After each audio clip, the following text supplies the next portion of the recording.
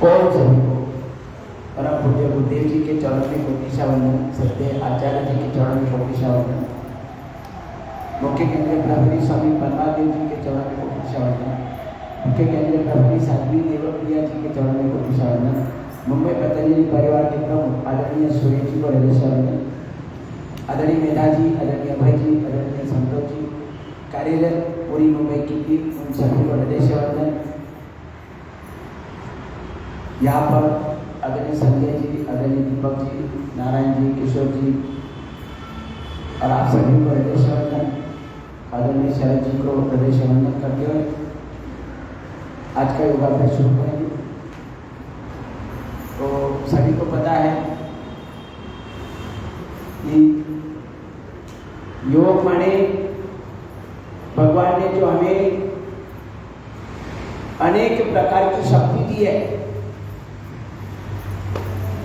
अनेक प्रकार की शक्ति दी है, उस शक्ति का हमें परिचय करके योग साधना द्वारा हमें जो अपार शक्तियां भगवान ने दी है उनका परिचय कराना और उस शक्ति को अपने साथ जोड़ना। योग माने जोड़ना, किससे किसके साथ जोड़ना है?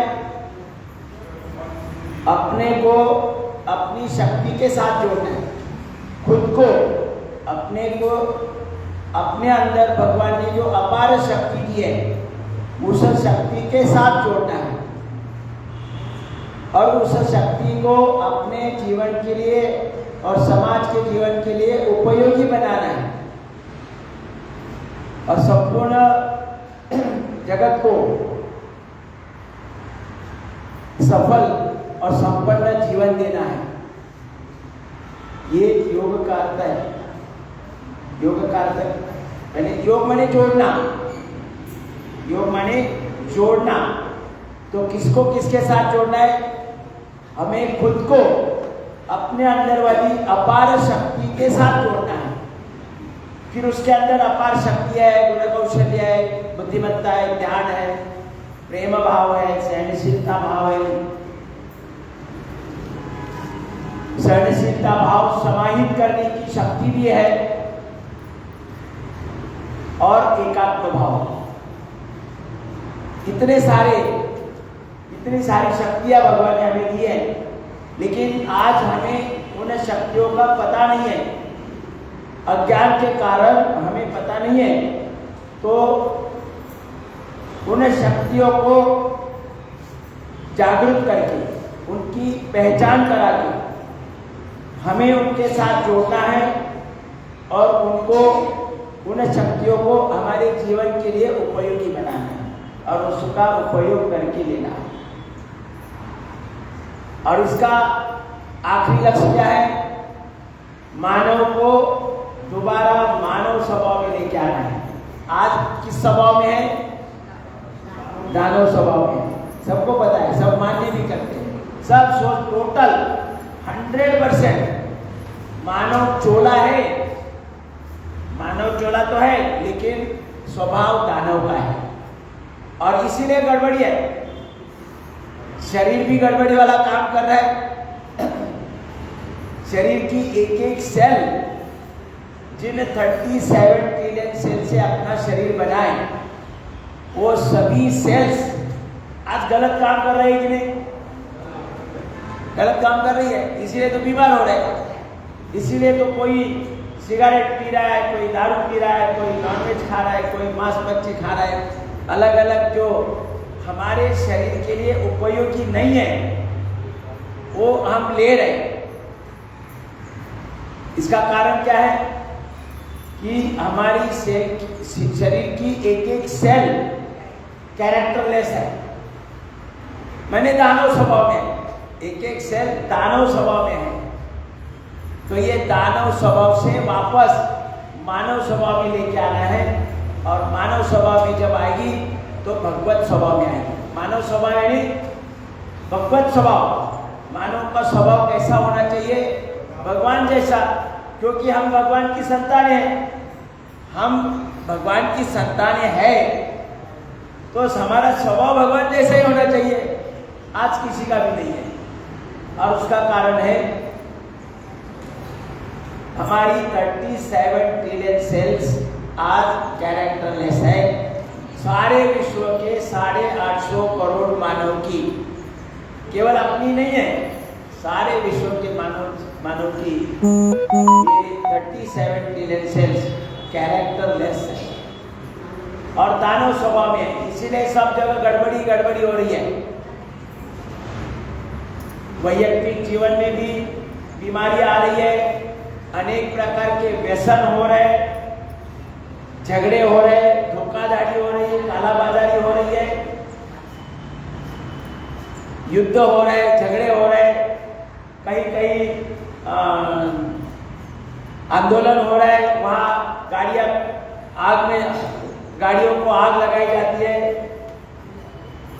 तो ये सब प्रकार का जो आक्रोश है, युद्ध हो रहा है, एक देश के साथ दूसरे देश का युद्ध हो रहा है। सभी अगर आप टीवी खोलेंगे तो तुरंत आपको यही मिलता है, कहीं ना कहीं आक्रोश चल रहा है। तो इसका मूल कारण है आज सभी संपूर्ण विश्व के मानव की 37 ट्रिलियन सेल्स आज कैरेक्टरलेस है। और अगर विश्व शांति स्थापित करनी है तो इन सभी मानव के 37 ट्रिलियन सेल्स को अपने मूल स्वभाव में लेके आना है। और साधन क्या है? योग। ये पता होना चाहिए। योग के बारे में हम डिस्कस कर रहे हैं तो हमें पता होना चाहिए। तो ये परम पूज्य गुरुदेव जी ने पहचाना कि अगर विश्व शांति स्थापित करनी है, जो आक्रोश चल रहा है वैयक्तिक लेवल से लेकर विश्व के लेवल तक, आक्रोश ही आक्रोश है, तो उसे अगर खत्म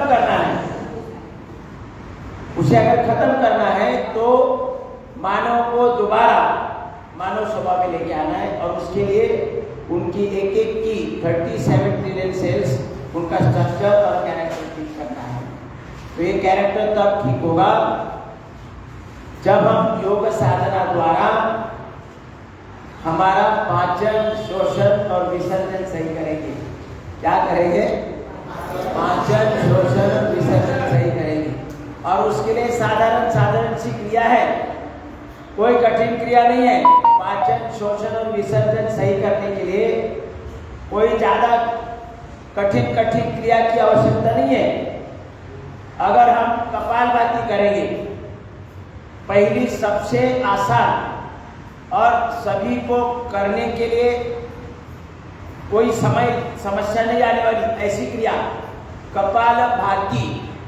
क्या नाम है? कपालभाति। बाकी सभी क्रिया तो करनी है, लेकिन सबसे महत्वपूर्ण क्रिया है कपालभाति। कपालभाति का अर्थ क्या है? कपाल माने फोrehead और भाती माने चमकाना। भाती माने चमकाना, चेहरे पर प्रसन्न भाव रखना। अब आपको देखो, पाँव की एक उंगली को कोई जख्म हुई है तो आपके चेहरे पर मुस्कान रहेगी। अगर दर्द हो रहा है, वहां पर दर्द हो रहा है तो चेहरे पर मुस्कान रहेगी, चेहरा मुरझाया हुआ रहेगा। इसका मतलब है शरीर के समस्त अंगों की दुख दर्द खत्म करके चेहरे पर प्रसन्न भाव लाने वाली क्रिया, उसका नाम है कपालभाति। कई लोग बोलते हैं कपालभाति का मतलब ही नहीं कोई। कपालभाति का कोई मतलब अर्थ ही नहीं है। कपालभाति तो अपने शिक्षक ने कभी भी कपालभाति नहीं बोलना चाहिए। कपालभाति माने अपने शरीर के समस्त दुख दर्द को, केवल शारीरिक नहीं, मानसिक दुख दर्द हो सकते हैं, पारिवारिक हो सकते हैं, आर्थिक हो सकते हैं, सामाजिक हो सकते हैं, आध्यात्मिक हो सकते हैं, अनेक प्रकार के दुख दर्द है। वो समस्त दुख दर्द से मुक्त करके चेहरे पर प्रसन्न भाव लाने वाली क्रिया, उसका नाम है कपालभाति। और ये परम पूज्य गुरुदेव जी ने लोगों के सामने प्रकर्ष मतलब प्राधान्य रूप से लोगों तक पहुंचाने का प्रयास किया है कपालभाति। और ये कपालभाति सभी कर सकते हैं। इसके लिए मैं आते ही बोलता हूँ ना, यहाँ आकर बैठे तो कपालभाति शुरू करो। जितनी ज्यादा कपालभाति करेंगे, धीरे धीरे हम सभी मानव स्वभाव में आना शुरू होंगे। नहीं तो दानव स्वभाव में रहेंगे, जीवन जिएंगे और एक दिन चले जाएंगे। जीवन का कोई मतलब नहीं है। जीवन में हमें मानव बनकर, मानव स्वभाव में, भगवत स्वभाव में आकर इस जगत में अपना एक स्थान बनाना है, अपना एक स्थान बनाना है। कई लोगों ने स्थान बनाए कि नहीं? अजरामर हो गए उनके नाम, है ना, सबको पता है। महात्मा गांधी जी, है ना, अजरामर हो गए। कभी नाम भूलेगा महात्मा गांधी जी का नाम तो कभी भूलेंगे नहीं। सुभाष चंद्र बोस, उनका नाम कोई भूलेगा नहीं। स्थान बना दिया पूरे जगत में। डॉक्टर बाबा साहेब अम्बेडकर, जगत में उनका नाम कभी भूल जाएगा क्या? तो ये स्थान बनाना है, तभी तो ये जीवन का अर्थ है। नहीं तो क्या अर्थ है? ये तो पशु पक्षी भी जी लेते हैं ना, जन्म लेते, खा पी कर बड़े होते, बच्चे होते, फिर एक दिन चले जाते, कोई मतलब नहीं। लेकिन मानव को तो सुविधा है, इस जगत में स्थान बनाने की शक्ति दी है भगवान ने, शक्ति दी है।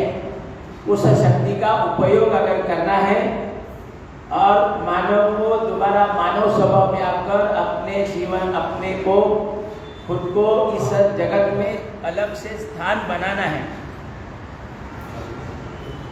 चार्जिंग के लो, अलग से स्थान बनाना है तो हमारा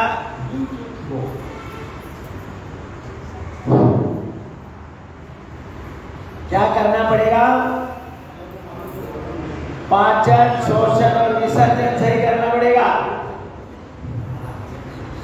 पाचन, शोषण और विसर्जन, संपूर्ण शरीर की शुद्धि और संपूर्ण शरीर का पोषण, शुद्धि होनी चाहिए। जब पाचन, शोषण और विसर्जन सही हो रहा है, इसका मतलब अपने शरीर की संपूर्ण शुद्धि हो रही है और शरीर का कार्य सुचारू रूप से चल रहा है, जैसे भगवान ने अपेक्षित किया है। जैसे भगवान ने अपने शरीर की योजना बनाई है कि आंखों से जीवन भर दृष्टि के हार्मोन्स बने, कान से जीवन भर सुनने के हार्मोन्स पर्याप्त बने, निरंतर बने, पर्याप्त बने,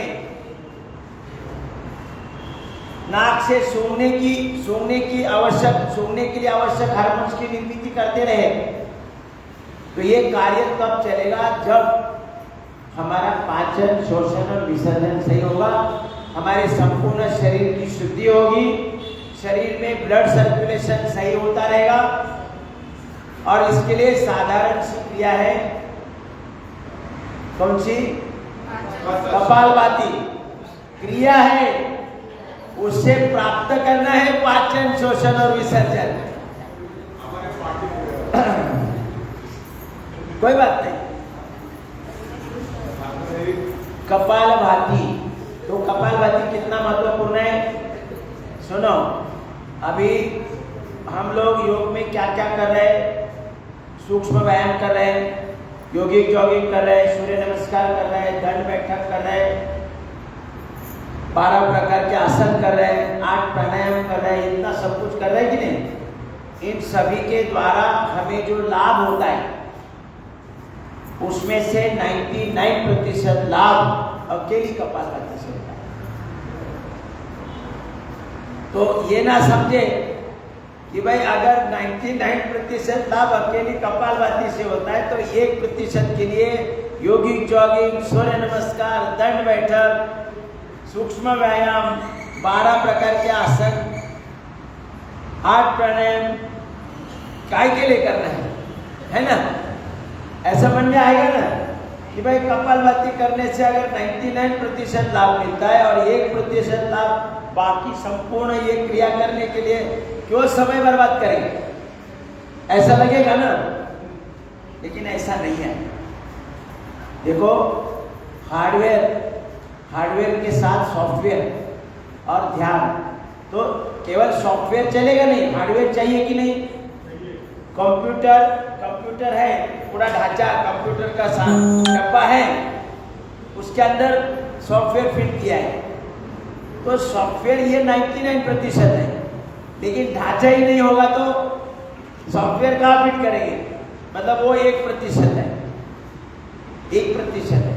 अभी ये एक अंक है, एक अंक, तब उसके ऊपर एक जीरो लगाया मैंने सॉफ्टवेयर। अभी ये 2 लगाया, कीमत कितनी होगी, एक की 100 हो गई। फिर 4-5 शून्य लगाए तो 1 लाख हो गया, फिर और 1 लगाया तो 10 लाख हो गया, और 1 लाख लगाया तो 1 करोड़ हो गया। तो जीरो की कीमत कितनी हो गई, 1 करोड़ हो गई, 10 करोड़ हो गई, 50 करोड़, 1 अरब वगैरह वगैरह वगैरह। मतलब शून्य जितने बढ़ाए उनकी, ये सॉफ्टवेयर है, उनकी कीमत बढ़ गई, सॉफ्टवेयर की कीमत बढ़ गई। लेकिन जैसे ही 1 को हटा दिया क्या होगा, शून्य हो गया। तो केवल सॉफ्टवेयर का काम नहीं चलेगा, हार्डवेयर भी चाहिए, समझ में आया। हार्डवेयर के बगैर सॉफ्टवेयर की कोई कीमत नहीं है। सॉफ्टवेयर की कीमत तब होगी जब हार्डवेयर का ढांचा होगा। ये शरीर का ढांचा जरूरी है, तो वो व्यायाम से ठीक होगा। व्यायाम जरूरी है, अलग अलग प्रकार की जो क्रिया है वो जरूरी है। तो ये सब करके जब हमारा पाचन, शोषण और विसर्जन ठीक होता है, तो हमने देखा हमारा शरीर में जो क्रिया प्रक्रिया भगवान ने निश्चित किया है, नियोजन किया है, वो सब क्रिया सही ढंग से काम करने लगी, तो उसमें पहला आपने देखा पंच प्राण सही होंगे और 5 उप प्राण सही होंगे। देखा ना मैंने, 5 प्राण और 5 उप प्राण। और आखिरी क्या है कि हमारे सेल्स का स्ट्रक्चर और कैरेक्टर ठीक होगा। 37 ट्रिलियन सेल्स का स्ट्रक्चर और कैरेक्टर ठीक होगा और हम भगवत स्वभाव में आ जाएंगे। लेकिन जो बाकी सभी एक एक क्रिया जो हो रही है, मतलब स्ट्रक्चर और कैरेक्टर ठीक होने के बीच में पहले क्या होगा, 5 प्राण और 5 उप प्राण सही होगा, बरोबर, हमारा पाचन सही होगा। फिर हमारे सप्त धातु सही होंगे, यानी सप्त धातु सबल होंगे और वो बैलेंस भी होंगे। सप्त धातु सबल होंगे और बैलेंस भी होंगे। अब सप्त धातु कौन से हैं, तो अन्न का पाचन होने से रस बनता है। क्या बनता है, रस। फिर उसका रक्त बनता है, फिर मांस बनता है, फिर मेद बनता है, फिर अस्थि, फिर मज्जा और फिर शुक्र। मतलब एक एक पाचन जैसे ठीक हुआ, रस बन गया, फिर 5 दिन के बाद रक्त बन गया, फिर मांस बन गया 5 दिन के बाद। हर एक के बीच में 5-5 दिन लगता है। आज हमने अभी अन्न खाया तो पाचन सही हुआ तो उसका रस बन गया, उसके बाद 5 दिन के बाद उसका रक्त बन गया। रस, रक्त, मांस, मेद, अस्थि, मज्जा, शुक्र, क्या सप्त धातु आई है। ये सप्त धातु अपने शरीर का पूरा कार्य इन सप्त धातु द्वारा चलता है।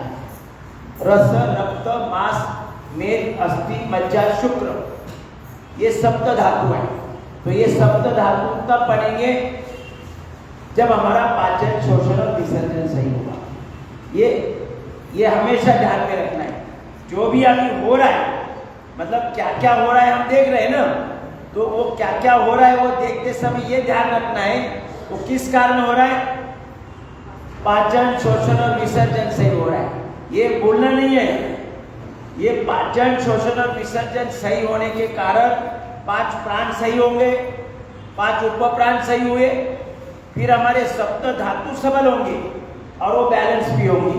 रस, रक्त, मांस, मेद, अस्थि, मज्जा, शुक्र, ये सप्त धातु आपको हमें पता होना चाहिए सप्त धातु कौन से है। तो एग्जाम में सवाल भी रहेगा सप्त धातु का कौन सा हिस्सा है, मतलब एक हिस्सा दिखाएंगे, ये मेद बताएंगे उधर, बाकी अलग अलग शब्द बताएंगे, लेकिन कौन सा हिस्सा है तो मेद पर आपको मार्क करना पड़ेगा कि ये सप्त धातु का भाग है।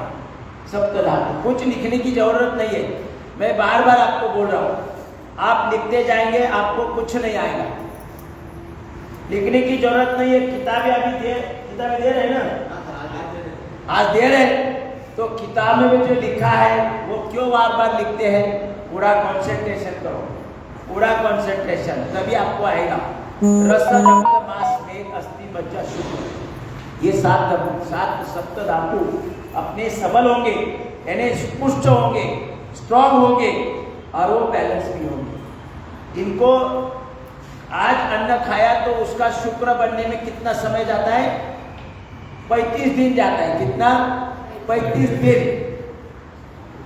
हर एक के बीच में 5 दिन चलता है, मतलब रस बन गया, फिर रक्त बन गया, फिर मांस बन गया, फिर मेद बन गया, फिर अस्थि, फिर मज्जा और फिर शुक्र, ऐसे सप्त धातु बन जाते हैं। तो ये हमारे सप्त धातु भी सबल होंगे। अलग अलग कार्य, सप्त धातु का अलग अलग कार्य है, वो कार्य हमारे शरीर में होगा और हमारे सेल्स का स्ट्रक्चर और कैरेक्टर ठीक होता है, मूल स्वभाव में आते हैं।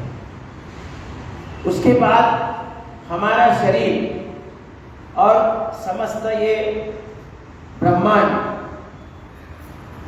5 तत्वों से बना है। सबको पता है कि नहीं? 5 तत्वों से बना है। अभी ये माइक है, ये रुमाल है, ये जो भी है वो 5 तत्वों से बना है। कौन से 5 तत्व है? पृथ्वी, आप, तेज, वायु, आकाश। पृथ्वी, आप, तेज, वायु, आकाश, इन 5 तत्वों से बना है। तो ये सब पाचन, श्वसन और विसर्जन ठीक होने से हमारे शरीर में, जो हमारा शरीर 5 तत्वों से बना है, पृथ्वी, आप, तेज, वायु, आकाश, ये 5 तत्व शक्तिशाली बन जाते हैं और बैलेंस भी होते हैं। और ये 5 तत्वों का प्रतिनिधित्व अपनी उंगलियां कर रही है ना? ये उंगलियां कर रही है। अंगूठा कौन से तत्व का, कौन सा तत्व है? 5 तत्व अग्नि है। आप मत बोलो, इनको बोलने दो, आपको तो किसी ने सिखाया होगा ना। 5 उंगली अपने अलग अलग तत्वों का प्रतिनिधित्व कर रही है। तो अंगूठा अग्नि तत्व है। कौन सा तत्व है? अग्नि तत्व है। फिर पहली उंगली वायु तत्व है, वायु तत्व। फिर आकाश तत्व, फिर पृथ्वी तत्व और फिर जल तत्व। पृथ्वी, आप, तेज, वायु, आकाश। अंगूठा किसका प्रतिनिधित्व कर रहा है? जोर से बोलो ना, अभी भी पकड़े।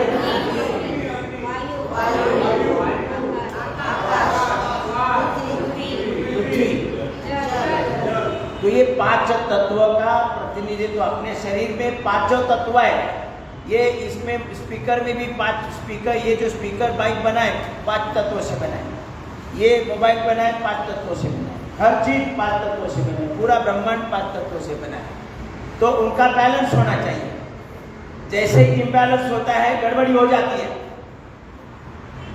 बैलेंस मतलब अभी बहुत धुआंधार बारिश हो गई, मतलब अतिरिक्त हो गई, मतलब इम्बैलेंस हो गया, तो गड़बड़ी होती है ना। सब बेचिराग हो जाता है कहीं कहीं, है ना। सब धरती वगैरह का खड़क तक चली जाती है, मिट्टी सब बह जाती है ना। तो इम्बैलेंस हो गया, वायु में इम्बैलेंस हो गया, बहुत चक्रवादल आ गया तो भी गड़बड़ होती है कि नहीं। मैंने पृथ्वी, आप, तेज, वायु, आकाश, जैसे पहाड़ हमें पता चलता है कि उसमें उतार चढ़ाव होता है तो गड़बड़ी हो जाती है। ऐसे हमारे शरीर में भी ये पृथ्वी आप तेज वायु आकाश इनका बैलेंस होना चाहिए। और वो बैलेंस कब होता है? हाँ करेक्ट, पाचन शोषण और विसर्जन ठीक होने से ये पांचों तत्वों का बैलेंस होता है। अभी हर चीज 5 तत्वों से बन रही है, लेकिन उसमें बैलेंस होना चाहिए। अभी आपको रोटी बनानी है, आपने 5 किलो आटा लिया और 1 किलो पानी डाला, रोटी बनेगी? बैलेंस होना चाहिए कुछ तो, कि भाई जितना मतलब रोटी बनने के लिए, वो आटा गूंदने के लिए जितना पानी चाहिए वो प्रमाण रहे ना। ज़्यादा पतला भी नहीं होना चाहिए। ज़्यादा पानी डालेंगे, 5 किलो आटा लिया और 10 किलो पानी डाल दिया तो रोटी नहीं बन सकती है। तो हर चीज में अभी अग्नि वो रोटी तवे पर डाल दी और जलने लगी, उसको मर्यादा होनी चाहिए कि बैलेंस होना चाहिए, अग्नि का भी बैलेंस होना चाहिए, तब जाकर वो रोटी बनेगी, नहीं तो जल जाएगी। तो हर चीज में अगर सही कार्य होना है तो हमें पृथ्वी आप तेज वायु आकाश का बैलेंस होना चाहिए। अभी आकाश का पृथ्वी सबको पता है ना? पृथ्वी सबको पता है। पृथ्वी आप माने जल, पृथ्वी आप तेज यानी सूर्य उष्णता, पृथ्वी आप तेज वायु आकाश। वायु का भी मतलब मालूम है, जल का भी मालूम है, पृथ्वी का मालूम है, अग्नि का मालूम है, वायु का मालूम है, लेकिन आकाश का मतलब मालूम है? आकाश माने वो आकाश ऐसा लग रहा है कि नहीं? वो ऊपर जो दिख रहा है वो आकाश नहीं है। यहाँ आकाश तत्व, ये आकाश आपने शरीर में कहा जाएगा, ये मोबाइल में कहा जाएगा आकाश, तो वो आकाश नहीं है। आकाश माने स्पेस, खुली जगह। आकाश माने खुली जगह। आपको सही उदाहरण देता हूं, ट्रेन से कितने लोग जाते हैं? हाथ ऊपर करो ना, ट्रेन से जाने वाले सब, तो ज्यादातर लोग जा रहे हैं। हाँ, ज्यादातर लोग जा रहे हैं ना। तो उसमें एक बार अंदर घुस गए और दोनों हाथ नीचे रह गए और आपको नाक को खुजली आ रही है, हाथ ऊपर आता है तो क्या करते हैं मालूम है? सामने वाला पीठ है, पीठ पर ऐसे ऐसे कर देते हैं और ऊपर से सॉरी बोलते हैं।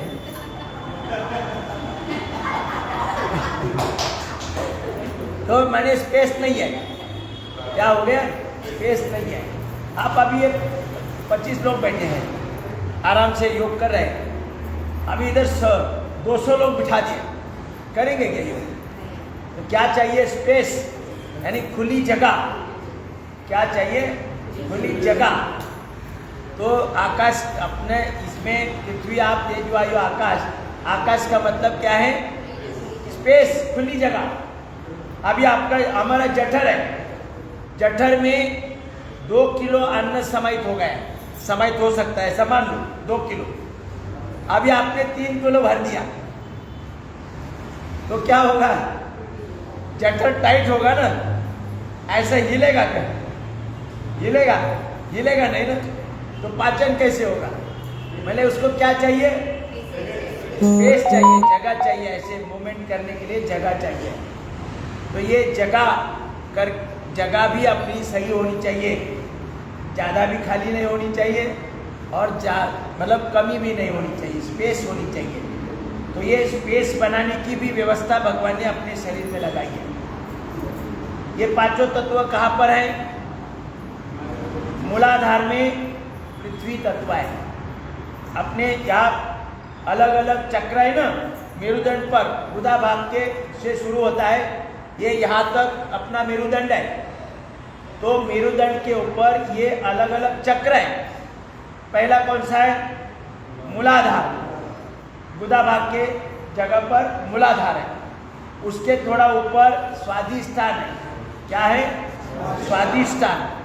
उसके ऊपर नाभि में मणिपुर है, मणिपुर के ऊपर यहाँ अनाहत चक्र है, यहाँ विशुद्धि चक्र है, यहाँ अज्ञा चक्र है। यहाँ बिंदु चक्र है और यहाँ सहस्त्राधार चक्र है। ऐसे 8 चक्र हमारे संहिता में, पतंजलि में 8 चक्र माने गए हैं। आप कहीं और जाएंगे तो वहाँ 7 ही चक्र मानेंगे, और तीसरी जगह जाएंगे तो बोलेंगे 9 चक्र है, और 5वीं जगह जाएंगे तो बोले 11 चक्र है, और कहीं जाएंगे तो बोलेंगे 13 चक्र है। तो ये चक्र की संख्या में हमें अटकना नहीं है। चक्र माने एनर्जी सेंटर्स है। चक्र माने क्या है? एनर्जी सेंटर्स हैं। ये एनर्जी सेंटर्स एक्टिवेट हो जाते हैं। एनर्जी सेंटर्स जब हमारा पाचन, शोषण और विसर्जन सही होता है, तब हमारे ये एनर्जी सेंटर्स एक्टिवेट हो जाते हैं और ब्रह्मांड से हमारे शरीर के लिए, हमारे जीवन के लिए जो शक्ति चाहिए वो अवशोषित करते हैं। जो जो आवश्यक है वो अवशोषित करते हैं। इन सभी एनर्जी सेंटर्स को भगवान ने अलग अलग कार्य दिया है अपने शरीर में। मूलाधार को अलग कार्य दिया है, स्वादिष्ठान को अलग कार्य दिया है, मणिपुर को अलग कार्य दिया है। तो उनके कार्य के लिए जिस प्रकार की एनर्जी चाहिए वो एनर्जी ब्रह्मांड से, प्रकृति से अवशोषित की जाती है इन चक्रों द्वारा। तो इन चक्रों में ये हमारे जो 5 तत्व हैं, शरीर, अपना शरीर या संपूर्ण ब्रह्मांड जिन 5 तत्वों से बना है। अरे ये तो बंद हो गए, चलो कोई बात नहीं, भगवान ने उतना आवाज दिया आपने। चलो, ये 5 तत्व हमारे एक एक चक्र में या एक एक एनर्जी सेंटर्स में स्थापित किए हैं। अभी पहला जो है मूलाधार चक्र है, गुदा भाग के यहाँ मूलाधार चक्र है, उसमें पृथ्वी तत्व है। उसमें कौन सा है? पृथ्वी तत्व। और उसके ऊपर कौन सा चक्र है? स्वादिष्ठान, नाभि के नीचे और गुदा भाग के ऊपर बीच में स्वादिष्ठान चक्र है। वो जल का स्थान है। कौन सा? जल का स्थान है। और नाभि में मणिपुर चक्र है, वो अग्नि का स्थान है। कौन सा? अग्नि का स्थान है। और उसके ऊपर या अनाहत, ये वायु का स्थान है। कितने हो गए? 4 हो गए। और यहाँ पर आकाश तत्व है। यहाँ पर क्या है? आकाश तत्व है। अब 5 हो गए और चक्र 8 है, तो यहाँ अज्ञा चक्र है, यहाँ गुरु तत्व है। यहाँ कौन सा है? गुरु तत्व है। फिर यहाँ पर बिंदु चक्र है, उसमें कौन सा तत्व है? अमृत तत्व है। अमृत, ध्यान रखो, खाली बराबर ध्यान रखेंगे तो बराबर आएगा। और यहाँ पर बुद्धि तत्व है। सहस्त्राधार में बुद्धि तत्व है। तो मूलाधार में कौन सा है? पृथ्वी तत्व। स्वादिष्ठान में जल तत्व, मणिपुर में अग्नि तत्व, अनाहत में वायु तत्व, विशुद्धि चक्र में आकाश तत्व, आज्ञा चक्र में गुरु तत्व, बिंदु चक्र में अमृत तत्व और सहस्त्राधार में बुद्धि तत्व। ऐसे 8 तत्व, ऐसे जो एनर्जी सेंटर्स अपने शरीर में काफ़ी है। बहुत सारे अब ये एनर्जी सेंटर्स है, चक्र है, लेकिन अभ्यास के लिए महत्वपूर्ण जितने हैं वो ज़्यादा महत्वपूर्ण है, वही लिए जाते हैं। जैसे अभी ये रेलवे के जंक्शन है, रेलवे के जंक्शन है ना, सारे भारत में, दुनिया में रेलवे की जंक्शन है। तो हम अभी मुंबई में कितने सारे जंक्शन है, लेकिन हम कितने मानते हैं? CST है ना, फिर बॉम्बे सेंट्रल, फिर LT का तिलक नगर है ना। तो थोड़े थोड़े थाना, पुणे है ना, ऐसे कल्याण ऐसे माने जाते हैं। लेकिन उसके बीच में भी जंक्शन है ना, लेकिन उनके नहीं हम मानते हैं। तो ऐसे हमारे शरीर में जो ज़्यादा महत्वपूर्ण है वही जंक्शन का हम अभ्यास यहाँ रखा है। तो इसमें से समझो 100 के ऊपर भी जंक्शन है, लेकिन 100 में 100 का इस अभ्यास नहीं करते हैं। अलग अलग जो है, अभी अब अपने पतंजलि में 8 जंक्शन का अभ्यास करते हैं। तो दूसरा कोई ये ब्रह्मा कुमारी वाले या दूसरे कोई कैवल्य धाम वाले हैं, वो 9 चक्र मानेंगे। उनके दृष्टि से 9, उनके जो गुरु थे उन्होंने मान लिया कि 9 चक्र महत्वपूर्ण है। कोई दूसरा एक गुरु था, उनकी जो ये आध्यात्मिक संस्था बन गई, उन्होंने 7 ही माना। वो उन्होंने बिंदु चक्र को स्थान ही नहीं दिया। उन्होंने मूलाधार, स्वादिष्ठान, मणिपुर, आज्ञा, अनाहत चक्र, विशुद्धि चक्र, आज्ञा चक्र और सीधा सहस्त्राधार चक्र, बिंदु चक्र वो नहीं मानते हैं।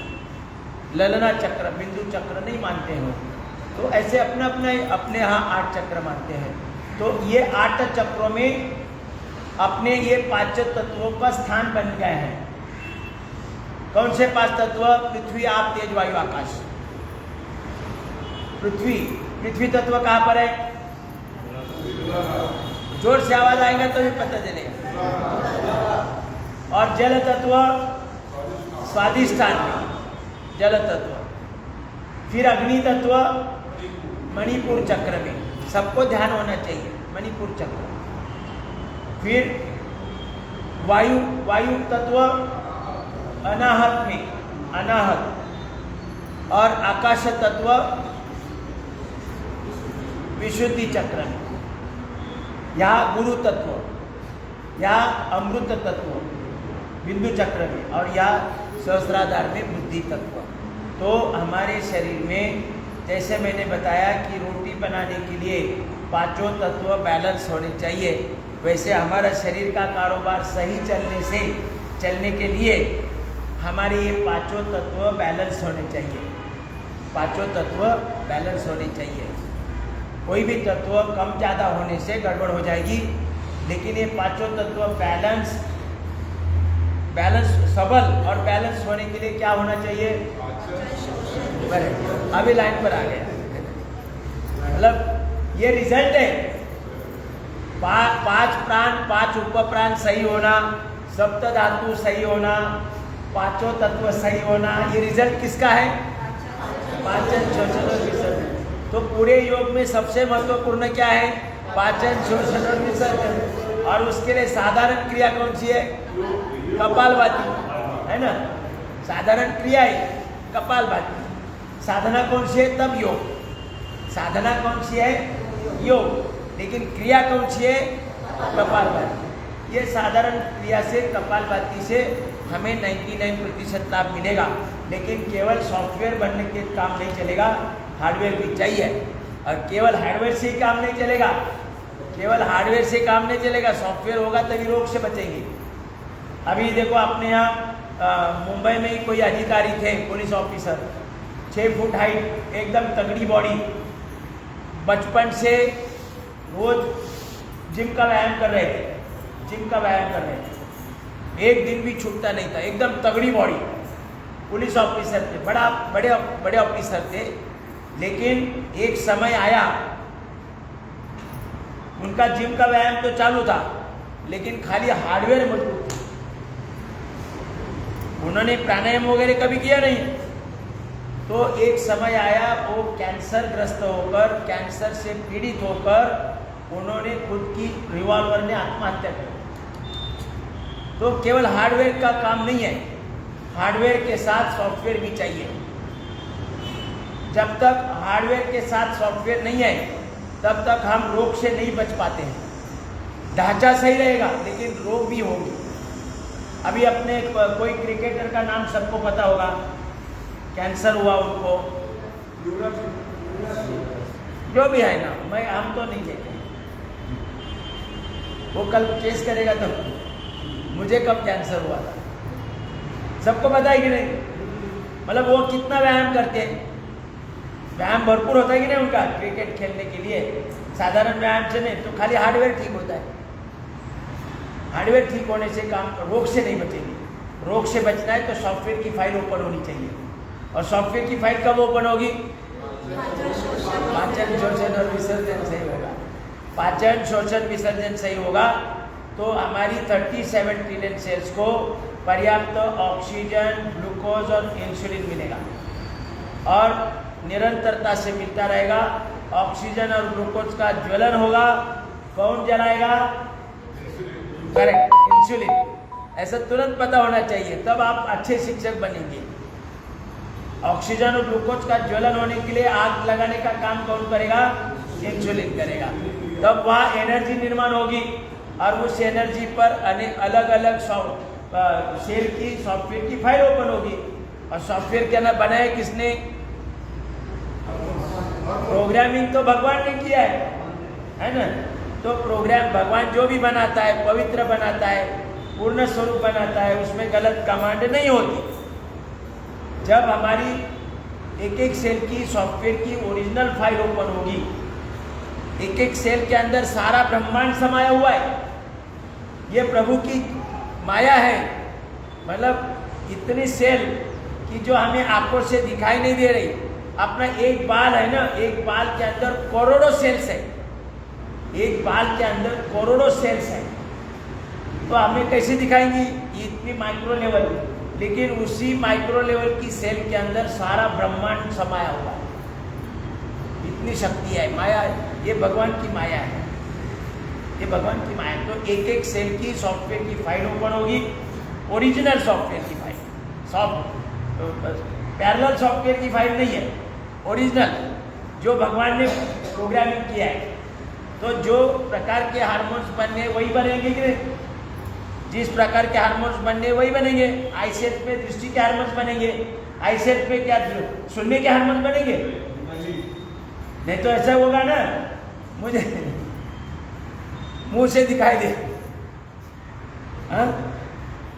मुंह से दिखाई रहे तो आंखों से खाना खाना है ना। तो जहाँ जिस प्रकार के हार्मोन्स बनने चाहिए उसी प्रकार के हार्मोन्स बनेंगे। एक एक सेल का स्ट्रक्चर और कैरेक्टर ठीक होगा और बाकी जो भी अलग अलग कार्य हैं वो अपने सुचारू रूप से चालू रहेंगे। तो उसमें से पंच प्राण, पांच उपप्राण, फिर सप्त धातु, फिर हमारे पांच तत्व, जिन पांच तत्वों से हमारा शरीर बना है, वो पांच तत्व भी सबल भी होने चाहिए, मतलब स्ट्रांग होने चाहिए और बैलेंस भी होने चाहिए। अतिरिक्त नहीं होना चाहिए या उसकी कमी भी नहीं होनी चाहिए।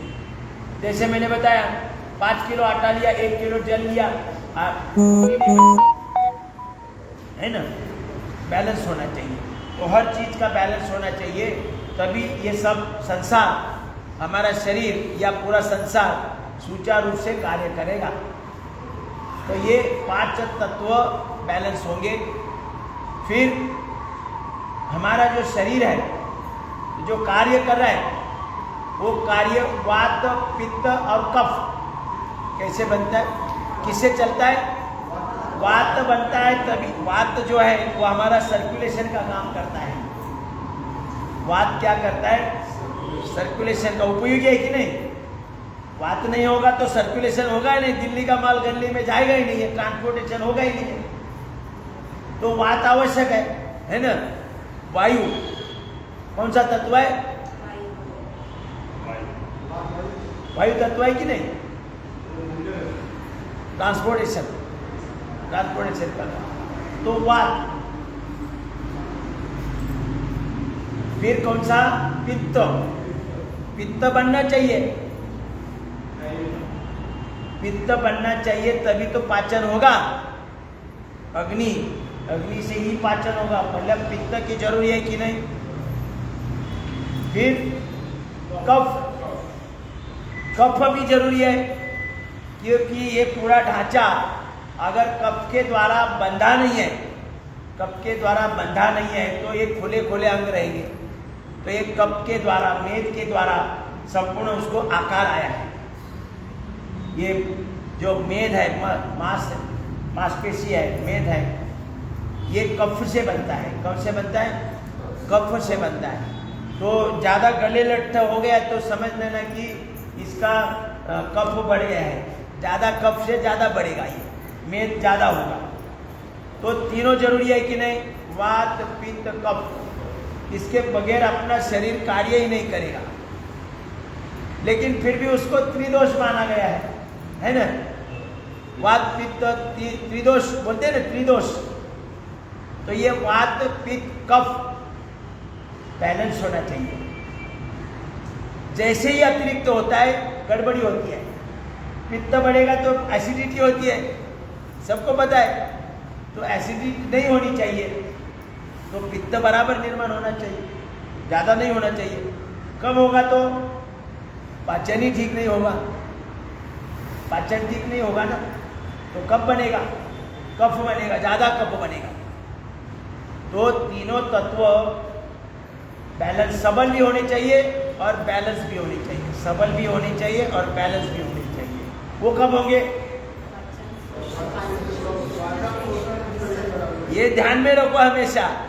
ये पाचन शोषण विसर्जन से जो हो रहा है वो हम अब उसका अभ्यास कर रहे हैं ना, उसका अभ्यास कर रहे हैं। ये पंचतत्व, पांच प्राण को प्राण सप्त धातु, ये वगैरह वगैरह, पांच तत्व बैलेंस होने चाहिए, सबल होने चाहिए। वैसे 3 दोष है, वात पित्त कफ, वो भी सबल होने चाहिए और बैलेंस होने चाहिए। जैसे ही अतिरिक्त होंगे, वात बढ़ेगा तो सब अंग टेढ़े मेढ़े हो जाते हैं, सब कार्टिलेज जल जाते हैं, वात बढ़ेगा तो। और पीड़ा, कभी कभी आपने देखा होगा कोई व्यक्ति, महिला हो पुरुष, ऐसे झुक के चलते हैं, मतलब अपना मेरुदंड भी ऐसा हो जाता है, वो खड़े हो नहीं पाते हैं। तो ये सब वात का प्रकोप है, वात का प्रकोप है। किसी किसी की ऐसी उंगली ऐसी रहती है, हिलती नहीं है। किसी किसी का यहाँ से आंकड़ा है, यहाँ से आंकड़ा है, तो वो कंघी नहीं कर सकता, ऐसे करता है, ऐसे करता है, वो हिलता नहीं है। ये वात का प्रकोप है। तो वात पित्त कफ सबल भी होना चाहिए, बैलेंस भी होना चाहिए। वो होगा कब? ऐसे हमारे शरीर में अलग अलग जो कार्य, अलग अलग जो भी अंग प्रत्यंग है, उनके द्वारा जो कार्य होता है वो सही होने चाहिए, सबल होने चाहिए और बैलेंस भी होने चाहिए, वो हो जाते हैं। फिर अपना शरीर अलग अलग लेयर से बना है। प्याज में कैसे लेयर होते हैं? प्याज में एक के बाद एक के अंदर होता है ना, ऐसा हमारा शरीर है। पंचकोश, उनको क्या बोलते हैं? पंचकोश। पहला जो है वो अन्नमय कोश है। जो शरीर है ना, शरीर, वो अन्नमय कोश है। अन्नमय कोश के अंदर प्राणमय कोश है। प्राणमय कोश के अंदर मनोमय कोश है। उसके अंदर विज्ञानमय कोश है। उसके अंदर आनंदमय कोश है और उसके अंदर आत्मा बैठा है। ये 5 कोश कौन कौन से कोश है? बोलो। अन्नमय कोश, प्राणमय कोश, मनोमय कोश, विज्ञानमय कोश और आनंदमय कोश। ये 5 कोशों का ये खजाना। कोश माने अपने सोसाइटी में रहते हैं ना, कोषाध्यक्ष, कहीं तो सुना होगा ना, कोषाध्यक्ष, खजीनदार, कैशियर बोलते हैं ना, खजांची, खजांची, हाँ, खजीनदार। तो कोश, कोश म्हणजे खजाना है ना, कोषाध्यक्ष खजाना संभालने वाला, कोषाध्यक्ष। तो हम सभी कोषाध्यक्ष हैं। 5 कोश हैं हमारे। भगवान ने कितने दिए? 5 कोश दिए हैं। कौन कौन से कोश दिए हैं? एक अन्नमय कोश, एक प्राणमय कोश, एक मनोमय कोश, एक विज्ञानमय कोश और एक, ये 5 कोशों का कोषाध्यक्ष बना दिया है। ये 5 कोश है ना,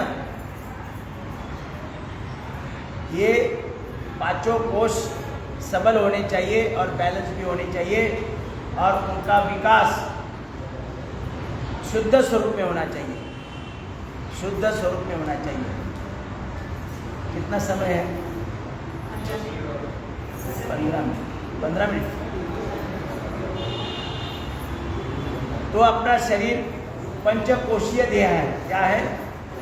पंचकोशीय देह है और 5 कोश ऊपर वाला अन्नमय कोश, उसके अंदर प्राणमय कोश, उसके अंदर मनोमय कोश, उसके अंदर विज्ञानमय कोश, उसके अंदर आनंदमय कोश, और आनंदमय कोश के अंदर कौन बैठा है? आत्मा बैठा है।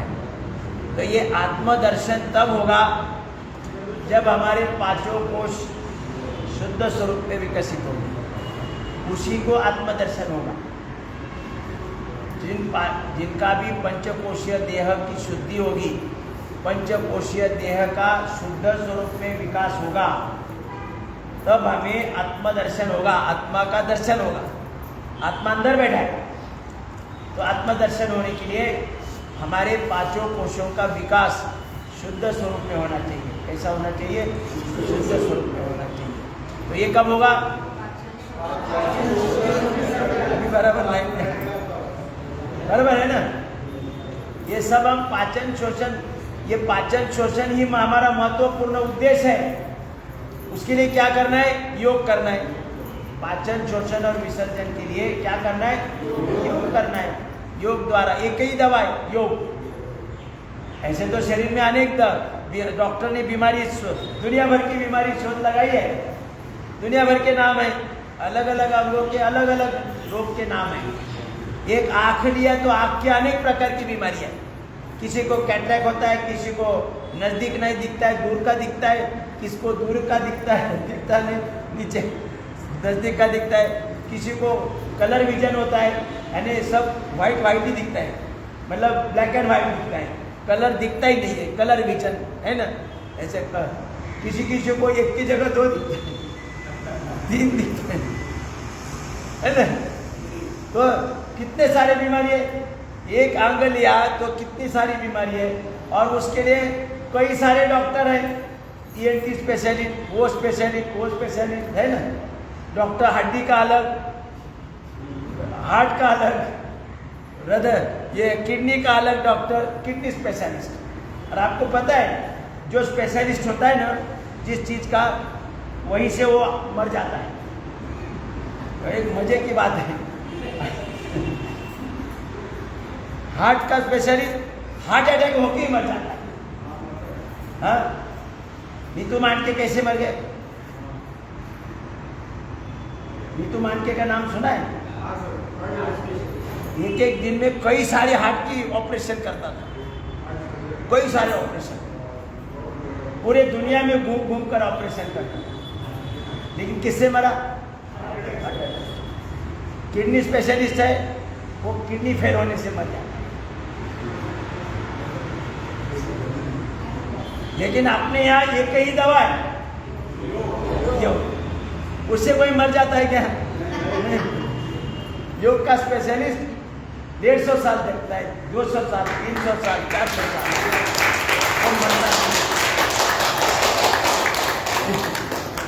सारे देखो, जिसके भी स्पेशलिस्ट है वो उसी का फेल होके मर जाता है। ब्रेन का स्पेशलिस्ट है, ब्रेन स्ट्रोक के मर जाता है। क्यों? वो ऑलरेडी बीमार है। तो योग करने वाला कभी, मतलब ऐसे योग करने से अटैक आके नहीं मरता है। वो तो जितना आप अच्छा योग करेंगे, अपनी उम्र 400 वर्ष है। कितनी है? 400 वर्ष है। मानव की जो उम्र है 400 साल है।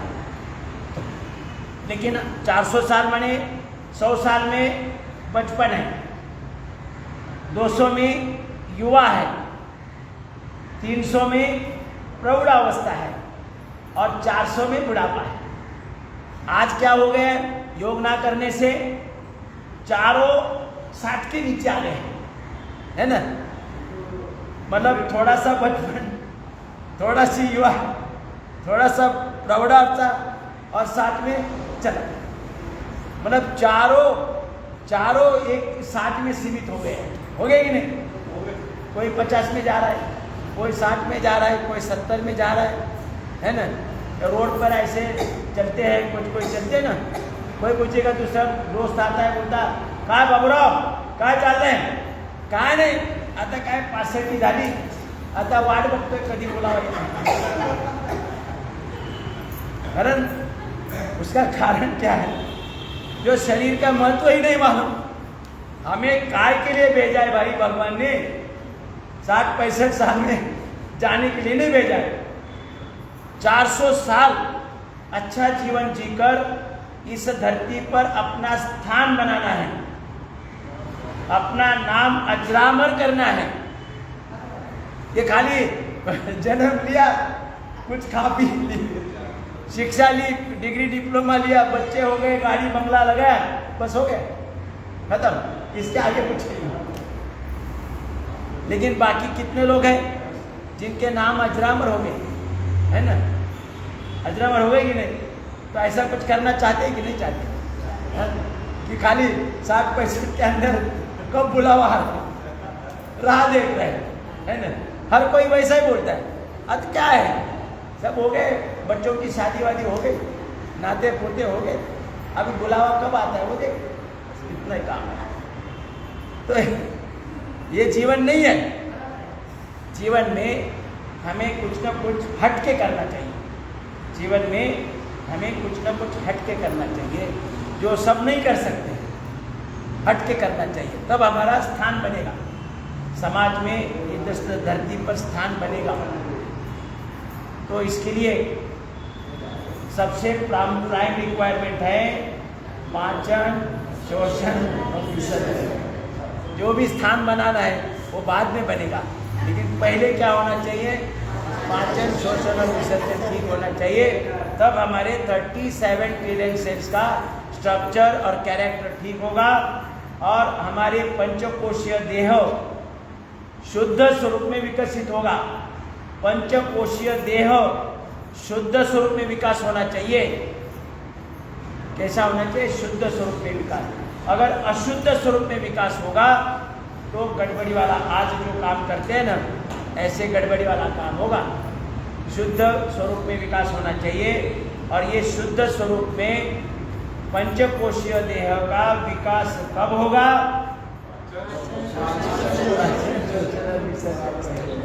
और पाचन, शोषण और विसर्जन सही किस क्रिया से होगा? कपालभाति से होगा। कपालभाति से होगा। और कौन सी साधना में कपालभाति आता है? योग साधना है। योग साधना है, योग क्रिया नहीं है, योग साधना है। ये साधना के अंदर फिर कई सारे क्रिया है, कई सारी क्रिया है ना?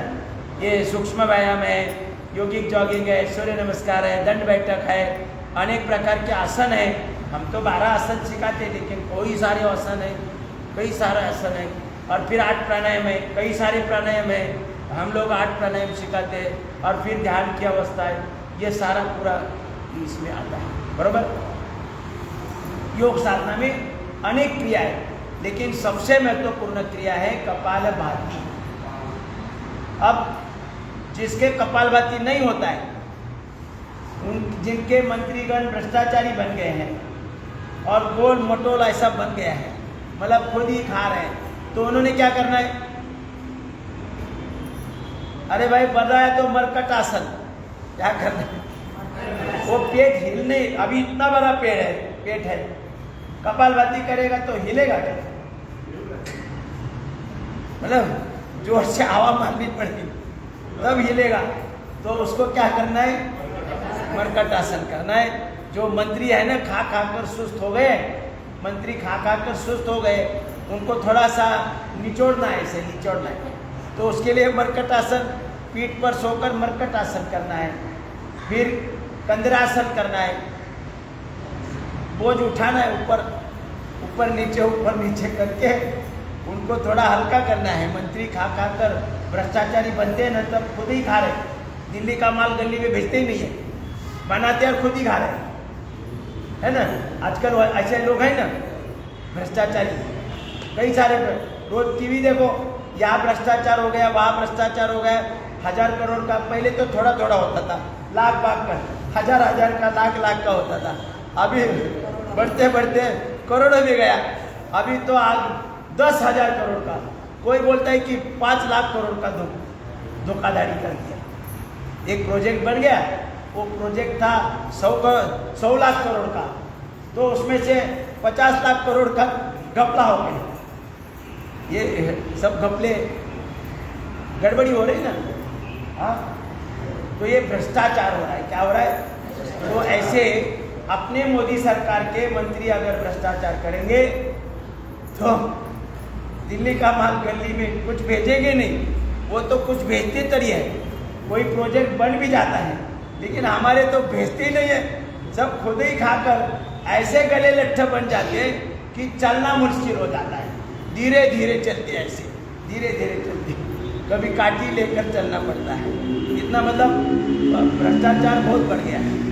तो उनको हमें मरकटासन, कंद्रासन, थोड़ा सा रोल करो ऐसे, है ना, ऐसे ऐसे रोल करने के लिए बोलते कि नहीं, ऐसे ऐसे रोल करते करते उनको थोड़ा हल्का करना है। हल्का करेंगे तब काम करेंगे, है ना। तो फिर भुजंगासन है, भुजंगासन से भी उनको हल्का किया जाएगा। भारी इतना हो गया है तो उनको भुजंगासन करना है। भुजंगासन की एक पहली क्रिया, दूसरी क्रिया, फिर तीसरी क्रिया, फिर ऐसे भुजंगासन कर सकते हैं। फिर धनुरासन कर सकते हैं। धनुरासन पीछे से पकड़ना है, धनुरासन कर सकते हैं। तो जो कपालभाति से प्राप्त होता है वो किस हद तक ये दो चार क्रिया से आसन से हो जाता है, 2-4 आसन से हो जाता है। तो पूरा समझ में आया हम किसका अभ्यास कर रहे हैं? पाचन, शोषण, विसर्जन से क्या होता है, हमारे शरीर में क्या बदलाव आता है, उसका हम अभ्यास कर रहे हैं। तो अभी तक हम पंचकोश तक आए। बहुत बड़े खजाने के मालिक हैं हम, लेकिन खजाना सही ढंग से यूज होना चाहिए, सही ढंग से यूज होना चाहिए खजाना। खजाना तो बहुत बड़ा है, कोई दरिद्री नहीं है धरती पर, कोई भी मानव दरिद्री नहीं है। आप अगर बोलेंगे कि अरे क्या खान पान की पंचायत है, सब इधर महीने का पगार आता है तो आखिरी तारीख तक पहुंचता ही नहीं है, हम बहुत गरीब है, ये है वो है, बरोबर। अभी कोई बोलेगा कि आपके दोनों आँख दे दो, मैं 10 करोड़ देता हूँ। कौन कौन तैयार है? देखो, बोली लगा दिया, 10 करोड़, 10 करोड़, 11 करोड़, 15 करोड़ देता है कोई? देता है कोई? दरिद्री किस प्रकार के होंगे? दरिद्री नहीं। हम बहुत बड़े खजाने के मालिक हैं, बहुत बड़ा खजाना भगवान ने दिया है, बस अज्ञान के कारण हमें यूज करना नहीं आ रहा है। अज्ञान के कारण हमें यूज नहीं करने आया है, इसलिए हम खुद को दरिद्री बोल रहे हैं। दरिद्री नहीं है, बहुत बड़ा खजाना है। तो ये खजाना काम कैसे करता है वो अगला सेशन में हम करेंगे। खजाने का काम भी पता होना चाहिए ना। ये अन्नमय कोश क्या करता है, प्राणमय कोश क्या करता है, फिर मनोमय कोश क्या करता है। ये खजानजी तो बन गए, लेकिन खजानजी को पता होना चाहिए ये कोश क्या क्या काम कर रहे हैं, वो हम अगले सेशन में देखेंगे, बराबर। ओम सभी को। तो और ये अपने हमें जो भगवान ने ताकत दी है उसमें कौन सी बुद्धिमत्ता है? बुद्धिमत्ता शक्ति है, बुद्धिमत्ता है, ज्ञान है, बराबर। प्रेम भाव है, सहनशीलता भाव है, सहनशीलता भाव समाहित करने की शक्ति है, और एकात्म भाव है। बाकी सब तो पता चल जाता है, लेकिन ये सहनशीलता भाव समाहित करने की शक्ति उसका किसी को पता नहीं है। मतलब ये क्या होता है? सहनशीलता तो पता है, सहनशील होता है कि ना आदमी। आप उसको कुछ भी बोले, घर वाले, एक घर में बच्चा रहता है या बहू रहती है, बहू को सास कितना भी बोलती है, लेकिन कुछ ये बहू क्या होती है? सहनशील होती है, सहनशील होती है। कुछ भी बोले, कुछ नहीं उल्टा बोलेंगे, उसको क्या बोलेंगे आप? सहनशीलता भाव है, उसके पास क्या है? सहनशीलता भाव है। लेकिन सहनशीलता भाव केवल काम नहीं करेगा, सहनशीलता भाव समाहित करने की शक्ति भी होनी चाहिए। तो ये क्या बात है? ये सहनशीलता समाहित करने की शक्ति, उसका अर्थ है, अभी देखो, एक सास अपने अड़ोस पड़ोस के लोगों को बोलती रहती है कि मेरी बहू है ना, सोना है, सोना 1 नंबर 24 कैरेट सोना है, मैं कितना भी डांटूं, कितना भी बोलूं, कुछ नहीं बोलती है, वो सहनशील है। लेकिन अगर सहनशीलता भाव समाहित करने की शक्ति नहीं है तो सास को तो कुछ नहीं बोलेगी, लेकिन सारे अड़ोस पड़ोस के जात के बोलेगी, अरे मेरी सास क्या इंसान है, ये तो राक्षस है, राक्षस हाडल है, हाडल।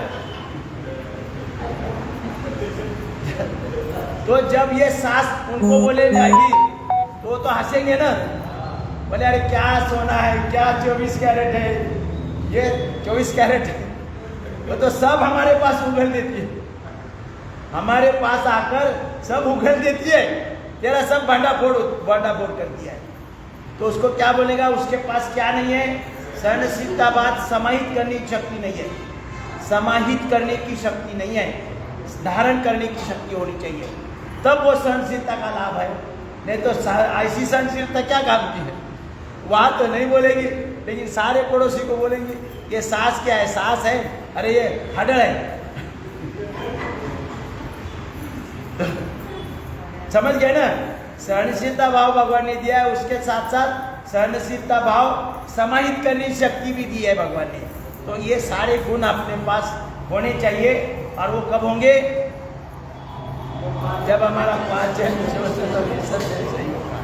समझे, ये सब। चलो, ओम सभी शांति बात के लिए आइए।